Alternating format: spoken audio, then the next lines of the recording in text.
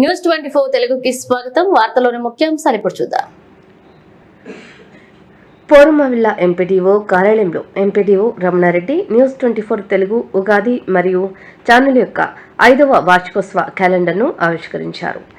ఈ సందర్భంగా రమణారెడ్డి మాట్లాడుతూ ప్రస్తుత సమాజంలో జరిగే విలువైన సమాచారాన్ని ప్రజలకు అందిస్తూ ప్రభుత్వానికి ప్రజలకు మధ్య వారధిగా పనిచేస్తున్న న్యూస్ 24 తెలుగు సేవలు అభినందనీయమన్నారు. రానున్న రోజుల్లో ఇలాగే ప్రజలకు ప్రభుత్వానికి మధ్య సత్సంబంధాలతో పనిచేస్తూ ముందుకు వెళ్లాలని ఆకాంక్షించారు. శుభాకాంక్షలు. బోరుమాల మండలంలోని ఈ న్యూస్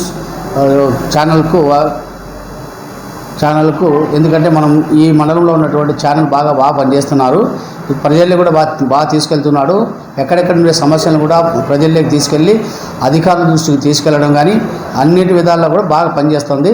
ఈ వార్షికోత్సవం శుభాకాంక్షలు తెలుపుతూ మరింత ఈ ఛానల్ బాగా ముందుకు పోవాలని, మరింత 10 మందికి బాగా చేరువ కావాలని మనస్ఫూర్తిగా కోరుకుంటూ సెలవుస్తున్నాను.